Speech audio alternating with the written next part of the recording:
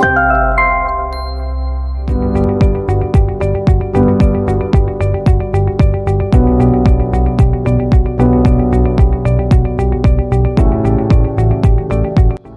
біздің бағдарлама 16 орталықтарында және психологиялық педагогикалық түзету кабинеттерінде өмір сүрудің халықаралық классификациясын қолдануға арналған. Қазіргі таңда Қазақстанда ерекше білім беру қажеттілігі бар балалардың даму проблемалары және әлеуметтік абилитация бағыттарын айқындау, балалар мен жасөспірімдердің өмірі және денсаулықтарын халықаралық жіктеме аясында айқындау және жүзеге асыру өзекті мәселе болып табылады. Халықаралық жіктеме қолдану ол баланың және оның отбасы туралы толық әрі сенімді ақпарат алуға мүмкіндік береді. Ол баланың әлеуметтік ортаға оңай бейімделуіне және арнайы жағдай жасалуына ықпал етеді. Халықаралық жіктеме бұл балаға оның белсенділігін және әлеуметтік ортаға отбасында да қатысуы тұрғысынан қарауға мүмкіндік беретін денсаулықтың моделі болып саналады.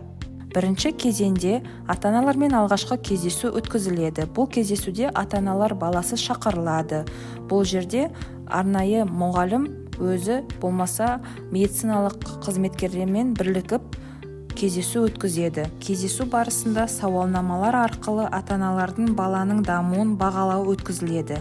Ата-аналарға үй жағдайында арнайы сауалнамалар беріледі. Казах Kids немесе Казах CDI шкала тестілерін тіркеу парағы толтыруы ұсынылады. Екінші кезең баланы тексеру және оның нәтижелерін ата-аналармен талқылау.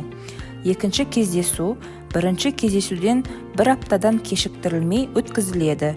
Бұл кезеңде баланың күшті жақтарын және қабілеттерін анықтаймыз, баламен танысамыз, оның тұлғаралық өзара іс-қимылын, өмірдің негізгі салаларын, ұтқырлығын, коммуникациясын, білім алу және қолдану бағыттарын анықтаймыз. Және де баланың дамуына, оның белсенділігі мен қатысуына қоршаған ортаның қолайлы және кедергі келтіретін факторларын әсерін анықтаймыз. Баланың проблемаларын ата-аналармен бірлесіп талқылаймыз. Ата-аналары олардың сұранысына сәйкес ақпарат береміз. Және де жеке даму бағдарламасының негізгі мақсаттарын айқындаймыз. Үшінші кезеңде пәнаралық командалық бағалау жағдайында халықаралық жіктеме критерийлері мен параметрлеріне сәйкес баланың дамуын тікелей бағалау жүргізіледі. Бұл халықаралық жіктеме аясындағы пәнаралық топтық бағалауда арнайы мамандармен қатар медициналық қызметкерлер де қатысады. Бұл жерде ата-ананың рөлі өте жоғары. Төртінші кезең балаға арналған жеке даму бағдарламасын құру. Бұл бағдарламаларды пәнаралық мамандар тобы және жетекші маман баланың проблемасын және оның отбасындағы өмір сүру сапасын шешу үшін көмегі қажет басқа мамандардың қатысуымен жасалады. Халықаралық жіктеме бағалау негізінде ата-аналарға көмек көрсету бағдарламалары тек ата-аналардың өтініші бойынша жасалады және бағдарлама нақты міндеттерді кезең-кезеңімен орындау арқылы жүзеге асырылатынын бір мақсатты қамтиды. Үй бағдарламаларының мақсаты баланың өмірдің әртүрлі салаларында белсенділігі мен қатысуына кедергілерді жеңуге және күнделікті өмірді қалыпқа келтіруге ықпал ету.